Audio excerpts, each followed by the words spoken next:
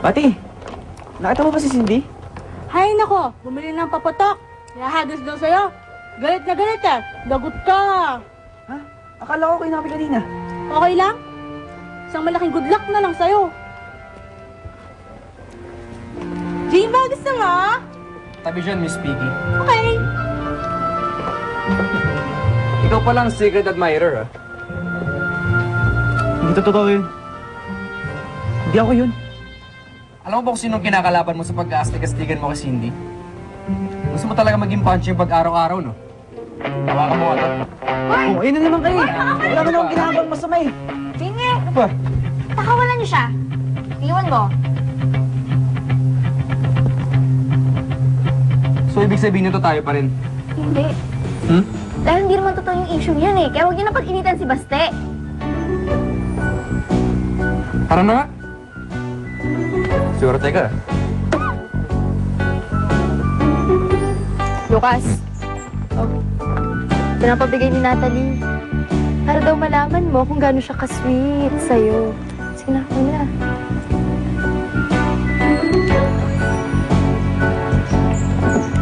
Ano bang matalino ka? Naman. Above average lang naman yung IQ ko. Ba't nagpapauto ko sa mga yun? Ba't mo pinitrepan si Cindy? Ang ginawang masama ng tao sa'yo?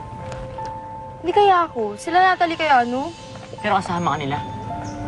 Sumasali ka sa mga trip ni Natalie. Wala naman akong ginagawang masama, no? Hindi ka pa natataan ni Natalie. Masama na yung ugali mo. Inamunin mo yan.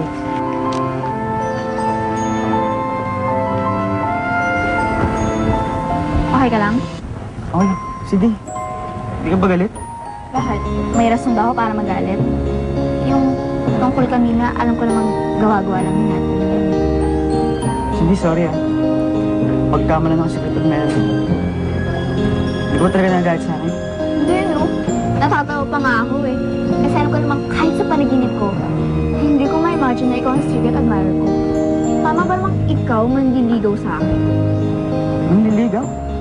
Oo. Alam ko namang hindi mo may isip yung mga ganong bagay eh. At sa akin pa ha, eh assist naman na ako yung mahugusang babae.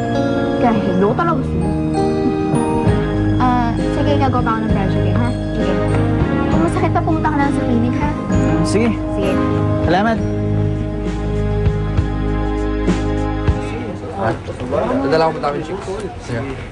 Sige, Mr. Di Makulangan, Good morning po, ma'am. good morning. Hindi ka pwedeng pumasok ngayon. Ha? Bakit po? Nakausap ng aming discipline officer ng mami mo. It took several meetings. Ilang araw, maraming mga deliberations. Miss Ida, ikaw na ang magsabi kay Jimbo. Napagdesisyon na ng higher-ups na strict disciplinary measurements have to be imposed on you, Jimbo. So for bullying and smoking in school, you get 2 days suspension. Okay? O kayo, pumasok na kayo. Opo, ma'am. Bad trip. Uy, Cindy. I have a surprise for you. Ano yan? Yun no. Gusto mo hanggang ko kayo ng account sa FB? For sure. Maraming magjo-join para maging fans ng Love Team. Gusto mo yon? Hindi. Hindi na kayong makulit eh, no? Sinabi na friends lang kami ni Baste. Alam mo, plastic ka. Saan ba naman nag-start yung love na yan? Siyempre sa friendship. Tama. Kaya umaming ka na. Love mo rin si Baste eh. Basta. Nag-usap namin si Cindy. Ayos na kami. Sabi sa'yo eh, hindi mainiwala kay Natalie yun. Pero alam mo, parang okay yung nangyari. Nakita ko si itsura ni Cindy. Hindi siya nagalit. Siyempre matagal kayo magkaibigan eh. Tsaka di basta-basta mainiwala yun, alam walang evidence. Tama ka dyan. Kaya nga dapat, dediretsahin ko na siya. Medyo malalim na eh. Mahirap po kaya. Clueless na nga talaga si Cindy. Wala siyang idea na gusto ako sa kanya. Kaya dapat, ipaalam ko sa kanya nararamdaman ko. Yung feeling ko. So, anong plano mo? Love ko siya sa friend. Period. Tsaka isa pa, wala pa sa vocabulary ang love-love na yan. Bata pa kaya ako? Ayaw mo bang maging first boyfriend to si Baste? Bagay kaya kayo? Siyempre malulungkot ako pag nawalan ako ng best friend. Kaya si Bastian, best friend ko, forever. Excuse me. Ever. May ganun ba? Niligaw ko na siya. Todo ko na to. Hindi lang sulat-sulat. Totoong form na talaga. Sigurado ka?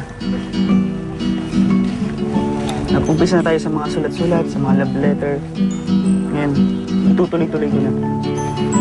Wala nang urungan to. Decisit na talaga. Sana kaya ko.